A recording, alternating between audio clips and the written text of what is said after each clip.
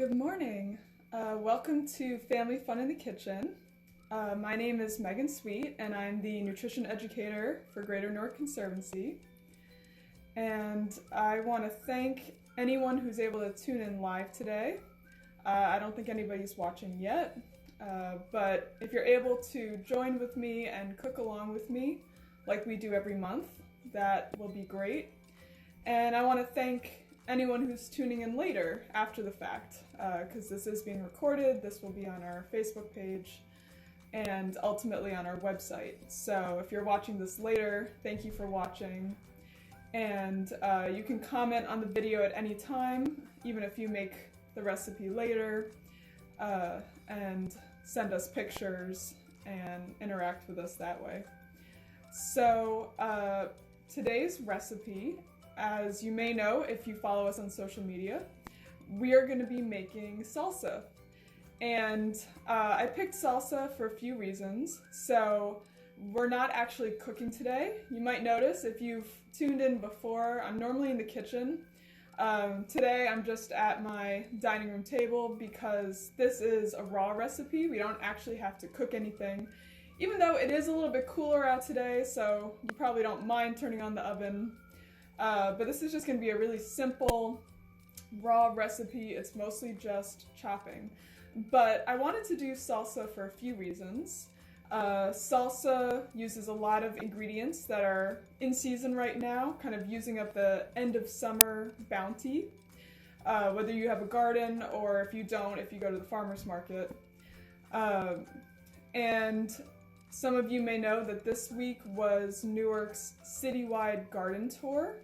So hopefully you've been able to go to some of those events this week. So this is the last day of Newark's citywide garden tour. And so I wanted to make a recipe that uses garden produce. And another reason why I picked this recipe is that it features the tomato, right? There are a lot of ingredients in salsa, but you typically think of tomatoes.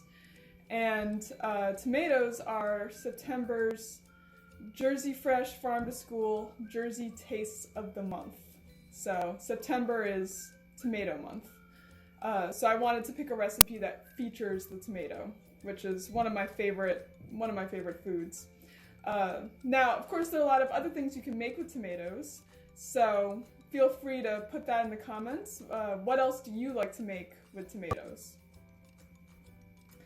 I know that if I have a real abundance of tomatoes, this year I didn't so much, but in past years, you know, if I have 20 or 30 tomatoes that are ready at the same time, a really good way to use them up is to make sauce, make tomato sauce. So that's something else you can do. But today we are just going to chop up some vegetables, make our salsa. It's really delicious to just eat with chips, of course, or you can serve it with quesadillas or other foods. So before we get started, make sure, as always, that you've washed your hands. So I already washed my hands, I'm ready to go. And let's go through the ingredients. And I'll post the recipe later, but it's really simple, so make sure you have these ingredients on hand. And good morning, hi Maud. Thanks for joining. I see some people are starting to tune in, so that's great. Thanks for cooking with us as always. So what are the ingredients we need? Now, you don't have to use the exact same ingredients as I'm using. Salsa is pretty flexible. But what I have on hand right now, I've got 3 tomatoes. So you want to use, and it doesn't really matter what type of tomato you use. If you have Roma tomatoes, you can use those. Those are better for sauce, but you could use any type of tomato. Then I've got a bell pepper. And again, whatever color bell pepper you can use. If you want it to be hot, you can also throw in a jalapeno or a serrano. I'm just going to do a sweet bell pepper. Then you want an onion, either a red onion or a yellow onion. I like red onions. And then if you have cucumber, I'm not going to use a whole cucumber. I'm going to start with this. I might grab some more. And then you need garlic and lime juice, either from a fresh lime or if you have bottled lime juice, that works. And then we're going to add some seasonings. So I'm going to add some cumin, some salt and pepper. I might throw in a little cayenne since I don't have a hot pepper. And then something I like to add that I think is kind of unusual, you don't have to add this, but I like to add soy sauce to mine. Just a little bit, a dash of soy sauce, and that adds some flavor. So as you're making this along with me, feel free to comment if you're using different ingredients or if you're adding some other things in. So some people like to add black beans, some people like to add fruit like peaches or mango. So if you're doing something different, feel free to comment. I'd love to know what you're making differently. So, okay, we're gathering our ingredients. Hopefully you have these in front of you. And let's review knife skills. So we do this every time, right? So if you're a return watcher, then you're very familiar with this, but I want to make sure that we're all being safe. So, how do we hold our knife? Now, I'm using a big, scary-looking chef knife, but for parents at home, if you have your kids with you, whatever your comfort level is, children can use a butter knife, a plastic knife, or if you're supervising them and you think they can use a sharp knife, so whatever you're comfortable with. But how do we hold this knife safely? So you hold it with your dominant hand, and you want a nice firm grip, like you're shaking someone's hand, and it's actually better to hold it closer to the blade rather than at the end, because if you're holding it out here at the end, down here, you have less control, right? So you want to hold it nice and close to the blade with a nice firm grip. Okay? Now, how do we, what are some good cutting motions? So in general, it's best to keep the knife in contact with the cutting board. So either we are seesawing back and forth like this. So you might use the seesawing rocking motion. I'll turn it a little bit so you can see. Or you can saw back and forth like this, right? But either way, keeping the knife pretty close to the cutting board. Okay, and lastly, how do we hold the item we're cutting? Right, so how do I hold this lime? I want to cut this in half. How do I hold it so I don't lose any fingertips? Right, so we want to make a bear claw. So a nice, fierce bear claw. And I'm going to hold it like this, and that way I'm protecting my fingertips. So I'm going to go ahead and cut that in half, right? And another trick, well, there are a couple more tricks. Making a flat surface out of a round object. So a lot of fruits and vegetables, the ones we're working with today, are round and they can roll around on the cutting board, and that can be dangerous. So whenever you can cut it in half, put the flat side down, that's going to be safer. And another trick is when you're cutting to angle the bottom of the blade away from you, and then you're less likely to cut yourself. So I think that's really it for knife skills. Those are the basics, the fundamentals, so that we can all be safe. So now I'm going to go ahead and start cutting up my ingredients. Okay, so we've got our tomatoes, so I'm going to slice those.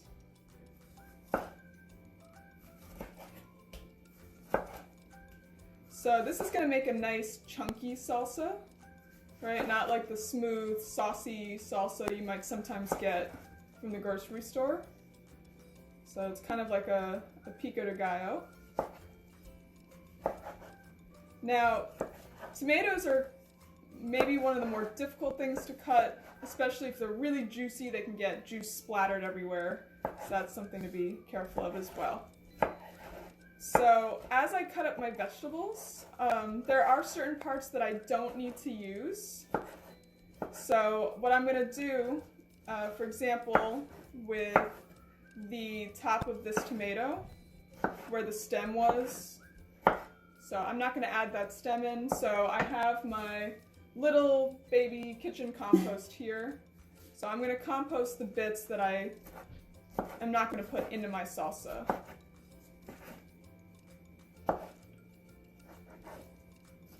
So if you're able to compost at home, that's great, depending on if you have a backyard or if you're able to bring it somewhere. Composting really cuts down on your trash, and if you have a garden, it's good to add to your garden. So Some of these ingredients are homegrown.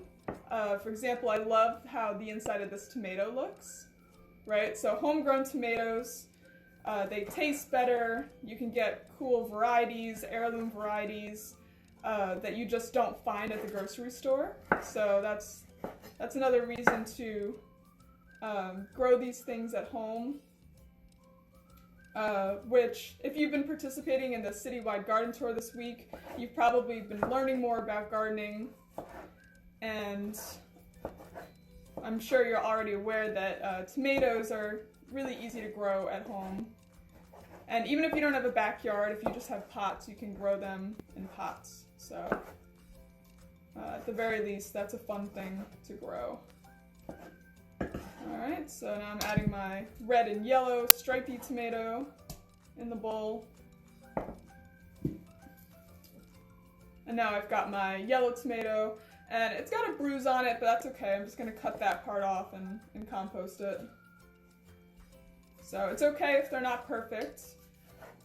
With your fruits and vegetables, you can always cut out the bad bits so you don't waste food. Okay.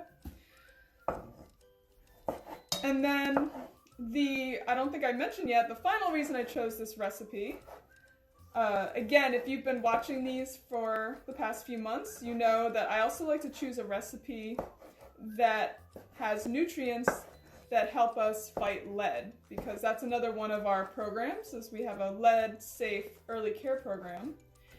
And if you want to learn more about lead, you can visit our website. We have a whole page devoted to lead safety. And one of the nutrients that helps keep lead out of your body is vitamin C. So this recipe we're making today is all these colorful fruits, all these colorful vegetables are high in vitamin C. Right, so you'll notice I said fruits because some of these, the tomatoes, the pepper, those are actually fruits because they have seeds on the inside, right? So they're technically fruits. Okay, so now I'm gonna chop my red onion really small. Hopefully it doesn't make me cry. And there are a couple of tricks for that, and if you have any tricks for onions, feel free to share them, because I've tried different things. So now what I usually do to keep onions from making me cry, I make sure that I've sharpened my knife before I cut an onion, and I'll also stick the onion in the freezer. If I, think ahead and I know I'm going to use an onion, I'll throw it in the freezer for a bit, and that seems to help. So, but if you have any tips or tricks, feel free to share them. So I see Maud is saying, I'm using tomatoes from my garden. That's great. That's so cool. Yeah, if you want to share what type of tomatoes you have, I grew all different types this year, from cherry to the bigger heirloom beefsteak kind of tomatoes. And they're just a lot of fun to grow. Hey Margaret, so Margaret says, are we supposed to refrigerate onions? So not in general. In general, you want to store them, well, if you have a root cellar, if you live in a house and you have a root cellar, you would want to store them down there. But a lot of us, if you live in an apartment, it's really just best to keep it in a cool, dark, dry place. So I keep mine in a basket in a cabinet. And you want to keep it away from your potatoes. But yeah, in general, it's actually not good to refrigerate onions. Onions, garlic, potatoes. You want to store all of those in a cool, dark, dry place. So if you have a cabinet, you can put them in. That's a good place to put them. But that's a good question. Alright, so now I'm cutting up my bell pepper. So far this is a pretty colorful recipe. And you can use any color bell pepper that you like. And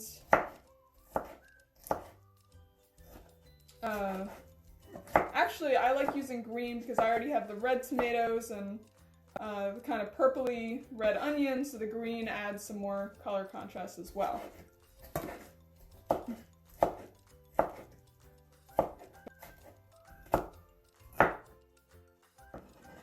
So I also want to mention while I'm doing this that there are a lot of events going on today. So I know that some people might not be able to tune in live because there are a bunch of garden tours happening today. So that's totally fine. And if you're tuning in later, I hope you enjoyed the garden tours. So it's been a really fun week and we had really beautiful weather for it. So we had events at our farm, Hawthorne Avenue Farm. We were doing tours there. We did some kids activities at 13th Ave School Garden. And then there's so many other wonderful gardens in Newark that have had events. And I think today, Giving 1/10 Garden is doing tours and Rabbit Hole Farm is doing some events. So it's been a really great week. Alright, so the seeds of my pepper, that's going to go in the compost. Okay, so far my bowl, it's looking really, really colorful, all these chopped up bits. Now I'm going to add some cucumber. So I'm using a little less than half the cucumber. If you want, you can use more. It just adds some freshness to the recipe.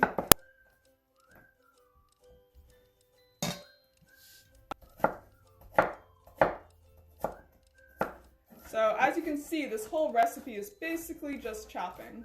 So obviously it's more labor intensive than just buying it from the store. That would be a lot easier, but you can't beat the fresh taste. It just tastes so much better than store-bought. So if you have the time, like right now, to chop some things up, it's certainly easy to make. It's just a little labor intensive. So I see Maureen says you can run water while cutting onions to prevent crying. I've heard that, but yeah, you don't want to waste water. I definitely agree with that. Catch it in a dishpan in the sink and then use it to water my container garden. That's a great idea. I love that. I'll have to try that next time. Yeah, that's a good tip.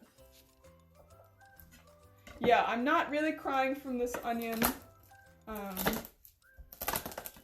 Just a little bit. The residue that's on the cutting board, I can feel it a little bit, but not too bad. All right, so now I'm adding some garlic. So I like to peel garlic by crushing it. I think that's the easiest way to get the peel to come off. So I'm gonna add probably 3 cloves of garlic. You can add more or less depending on your preference. Maybe I'll even add 4, we'll see. So I like lots of garlic in all of my recipes. Okay, so we've got most of our veggies in here. We're adding some garlic, and then I'm gonna add a few seasonings.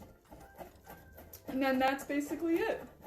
So, does anybody remember, while we're doing this, if you're not too busy chopping, if you want to comment and say, what are some of the other superhero foods that protect us from lead? So I mentioned that today's recipe is high in vitamin C, which is helpful. But if you've tuned in before, previous Family Fun in the Kitchen programs, if you remember some of the other superhero foods that protect us from lead, you can comment on that. Okay, so now I'm gonna add, and I have to add my lime, of course. So I have a little lime squeezer. It just helps get all of the juice out. It's not really a necessary kitchen implement, but it catches the seeds and it helps get more of the juice so you don't lose any juice. So I'm adding juice from 1 lime.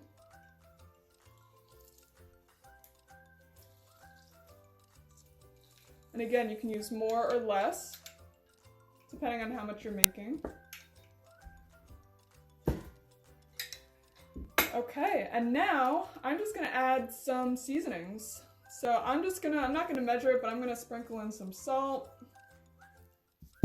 and some pepper. I'm gonna add 1 teaspoon of cumin.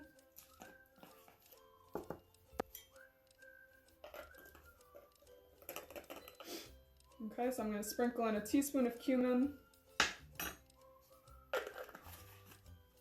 I'm gonna add a little bit of cayenne. And then I like to add, and I was saying at the beginning, this is a little unusual.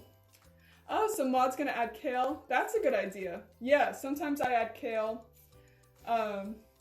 My kale plant at home, I got pretty bad white flies recently. It was doing well all season, and now it's not doing so well. But kale is a good thing to add. So if you have any leafy greens at home, you could add those because kale is definitely a superhero food, right? So kale has iron and calcium and vitamin C and vitamin K and all sorts of nutrients. It's very nutrient dense, but kale definitely counts as a superhero food. So if you want to add that to your salsa, I would recommend chopping it up really small, and it'll blend right in with everything else. So you could definitely add that. So I'm actually going to add in about a tablespoon of soy sauce. Just gives it a little bit more flavor. So if you have any other leafy greens at home, you could also add spinach. So spinach is high in iron, so that's another superhero food. So you can add those in as well. So that is all I'm going to add to my salsa. I'm just going to mix this up. It's pretty chunky. It's very fresh smelling.